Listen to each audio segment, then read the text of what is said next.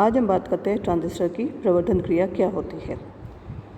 हम जानते हैं कि ट्रांजिस्टर कई प्रकार की क्रियाएं करता है, लेकिन इसका मुख्य उपयोग विद्युत संकेतों या इलेक्ट्रिकल सिग्नल्स को प्रवर्धित करने में किया जाता है।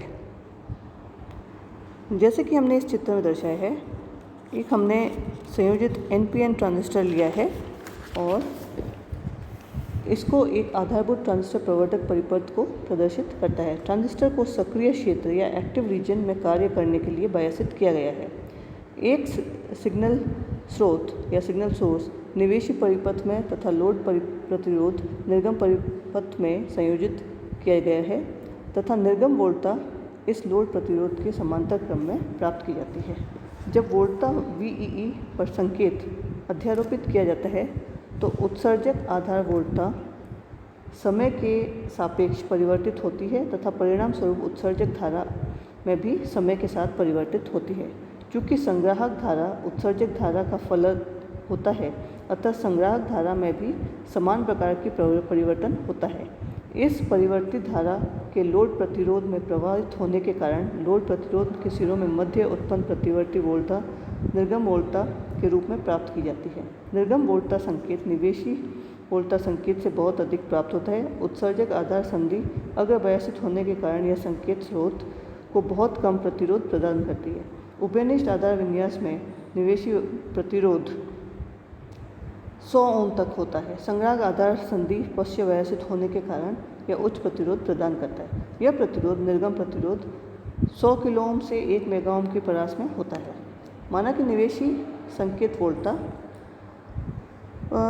10 मिलीवोल्ट RMS प्रभावी मान तथा निवेशी प्रतिरोध का औसत मान 20 ओम है। इस स्थिति में उत्सर्जक धारा का परिवर्तन प्रभावी मान लगभग 0.5 मिली एम्पियर्स के बराबर होता है।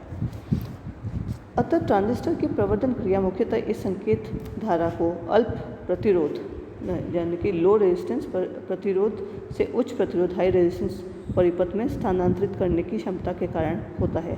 ट्रांजिस्टर शब्द की उत्पत्ति दो पदों को मिलाकर हुई है, ट्रांसफर प्लस रेजिस्टेंस। यह है ट्रांजिस्टर। अच्छे प्रवर्धक के लिए जो आवश्यक शर्तें हैं यानी कि necessary conditions for a good amplifier. Transistor के मुख्य उपयोगिता न्यून आयाम के संकेतों को प्रवर्धित करने की क्षमता है। ट्रांजिस्टर अकेला यह कार्य नहीं कर सकता है। यह कार्य के लिए कुछ निष्क्रिय पैसिव अवयव प्रतिरोध एवं संधारित्र तथा एक बायसित बैटरी इसके संयोजित की जाती है। इस प्रकार का परिपथ प्रवर्धक एम्पलीफायर कहलाता है। अतः प्रवर्धक एक ऐसा विद्युत परिपथ है जो निवेशित संकेतों को स्तर वृद्धि में प्रवर्धन के सक्षम है। प्रायः एकल चरण ट्रांजिस्टर प्रवर्धक परिपथ प्रवर्धन के लिए पर्याप्त नहीं होता है। इसके कारण इसमें एक के बाद एक संयोजित प्रवर्धकों की श्रृंखला का उपयोग करना पड़ता है। प्रवर्धित किए जाने वाले संकेत को प्रथम चरण में निवेशित किया जा सकता है। प्रथम चरण द्वारा प्राप्त निर्गम संकेत द्वितीय चरण में जुड़े प्रवर्धक परिपथों के लिए निवेशी संकेत के रूप में कार्य करता है। द्वितीय चरण में निर्गम संकेत तृतीय चरण में निवेशी किया जाता है और इस प्रकार यह क्रम चलता जाता है। अंतिम चरण में निर्गम परिपथ में संयोजित लोड प्रतिरोध पर निर्गम संकेत प्राप्त कर लिया जाता है। इस प्रकार प्रवर्धक का संयोजन सोपानी प्रवर्धक या कैस्केडेड एम्पलीफायर कहलाता है। अब हम बात करते हैं कि कॉमन एमिटर कॉन्फ़िगरेशन या प्रवर्धक परिपथ में कॉमन एमिटर कॉन्फ़िगरेशन ही क्यों प्रयुक्त किया जाता है या इसके क्या लाभ हैं। जो हमने निवेशी तथा निर्गम प्रतिरोध है यानी कि इनपुट और आउटपुट रेजिस्टेंस कॉमन बेस विन्यास में ट्रांजिस्टर का निवेशी प्रतिरोध अत्यल्प 20 ओम तथा निर्गम प्रतिरोध अत्यधिक यानी कि 1 मेगा ओम होता है। यह वांछनीय स्थिति के विपरीत है, इसलिए कॉमन बेस विन्यास को प्रवर्धक के रूप में प्रयुक्त नहीं किया जा सकता। तुलनात्मक रूप से कॉमन एमिटर विन्यास प्रवर्धक के रूप में अधिक उचित है, क्योंकि इसका निवेश प्रतिरोध लगभग 1 किलो ओम तथा निर्गम प्रतिरोध लगभग 10 किलो ओम होता है। यह गुण कॉमन एमिटर विन्यास के विभिन्न ट्रांजिस्टर चरणों के युग्मन के लिए आदर्श बनता है। प्रवर्धक चरणों में सोपानीकरण यानी कि कैस्केडिंग की दृष्टि से कॉमन कलेक्टर विन्यास सर्वोत्तम होता है, क्योंकि इसका निवेशी प्रतिरोध अत्यधिक 1 मेगा ओम तथा निर्गम प्रतिरोध अल्प यानी कि 25 ओम होता है। उच्च धारा लाभ, ये भी दूसरा एक इसका गुण है। हाई करंट गेन, उभयनिष्ठ आधार विन्यास कॉमन बेस में धारा लाभ अल्फा इकाई से कम 0.95 के बीच और 1 के बीच में जो अल्फा होता है, जबकि उभयनिष्ठ उत्सर्जक विन्यास कॉमन एमिटर में धारा लाभ बीटा अत्यधिक यानी कि 20 और 500 के बीच में बीटा होता है। तीसरा यह लाभ है कि उच्च वोल्टता तथा शक्ति लाभ हाई वोल्टेज और पावर गेन उच्च धारा लाभ व निर्गम प्रतिरोध 10 किलो ओम होने के कारण कॉमन एमिटर विन्यास में वोल्टता तथा शक्ति लाभ अधिकतम होता है।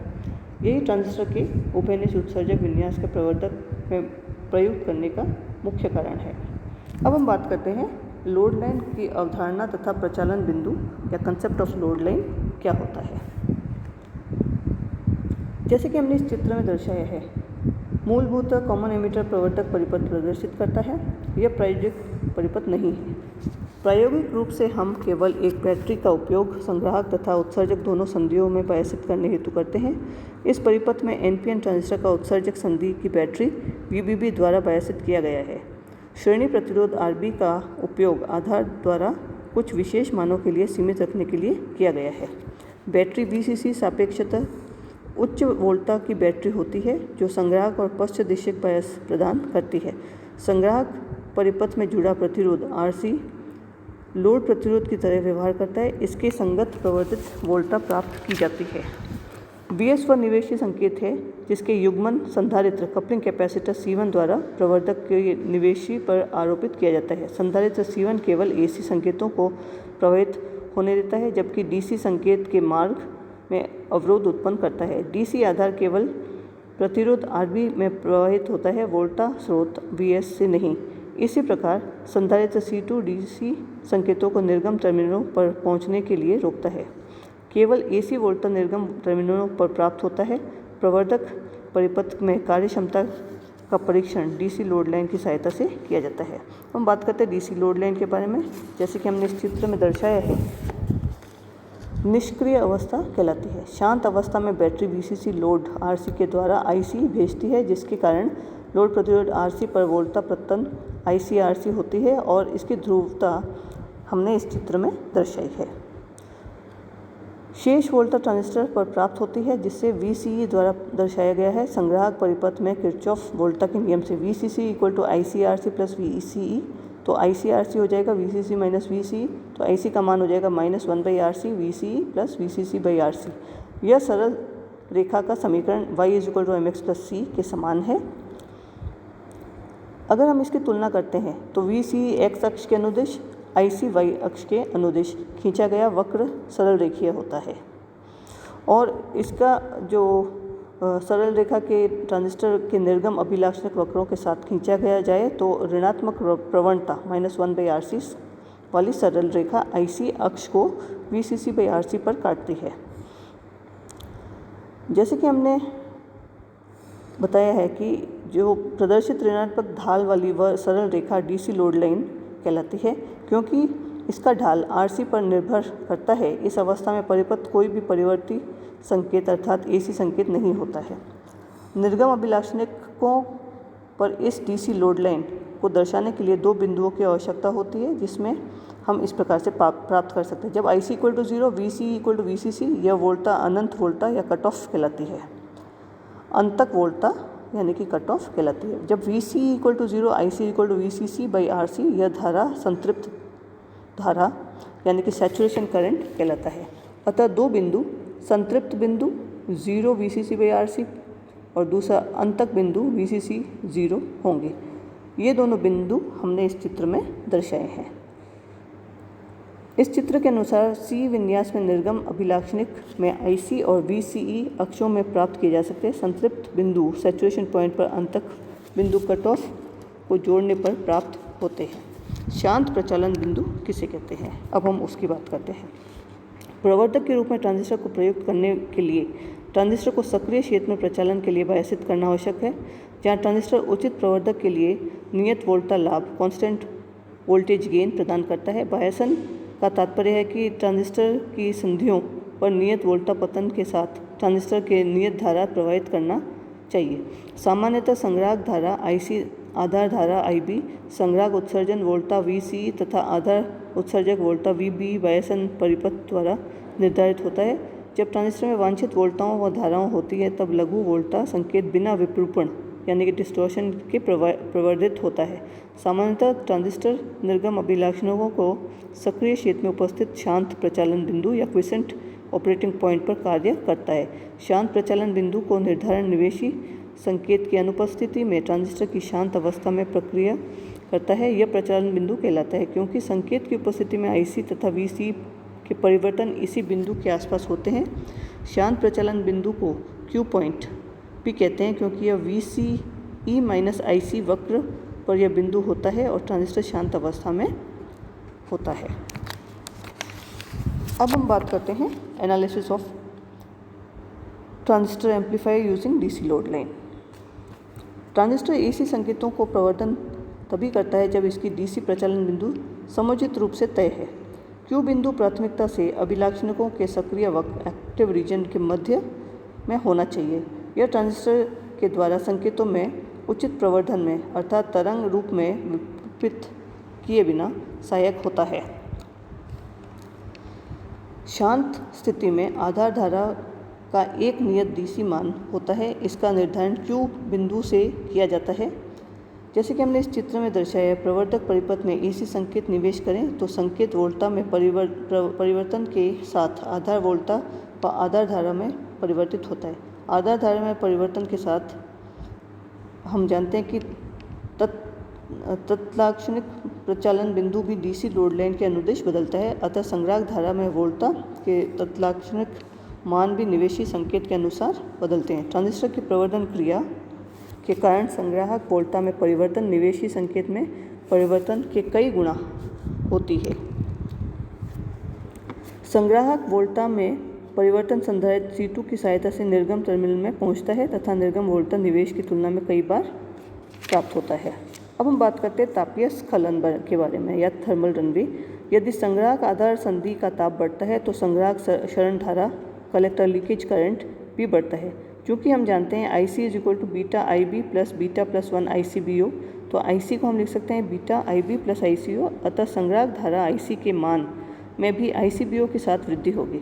संग्राहक धारा में यह वृद्धि संग्राहक संधि पर शक्ति क्षय में वृद्धि करता है। शक्ति क्षय के कारण पुनः संधि के तापमान में वृद्धि तथा ICBO में वृद्धि होती है जो पुनः धारा IC के मान में वृद्धि करता है। यह प्रक्रिया संचयी या क्यूमुलेटिव होती है और ट्रांजिस्टर का विनाश कर सकती है। इस प्रक्रिया को ट्रांजिस्टर का तापीय स्खलन या थर्मल रनवे कहते हैं। प्रायोगिक रूप से स्थायीकरण परिपथ द्वारा तापीय स्खलन को दूर किया जाता है। तापीय स्खलन के कारण घटनाओं की श्रेणी हमने इस चित्र में दर्शाई है। लघु संकेतों वाले ट्रांजिस्टर प्रवर्धकों में संग्राहक पर शक्ति क्षय कम होता है। अतः ऐसे ट्रांजिस्टर में तापीय स्खलन की संभावना कम होती है, परंतु शक्ति ट्रांजिस्टर में संग्राहक संधि पर शक्ति होने अधिक होती है। यह संधि का तापमान घातक स्तर से बढ़ सकता है। यदि हम ऊष्मा को किसी प्रयुक्त विधि द्वारा संधि से दूर कर दें तो हम ट्रांजिस्टर की क्षमता को बढ़ा सकते हैं।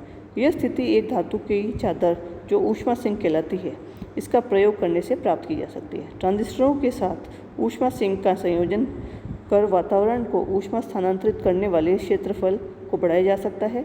ट्रांजिस्टर से ऊष्मा चालन द्वारा सिंक तथा सिंक में संवहन या कन्वेक्शन या विकिरण यानी कि रेडिएशन द्वारा वातावरण में स्थानांतरित किया जा सकता है। तो ये है तापीय स्खलन।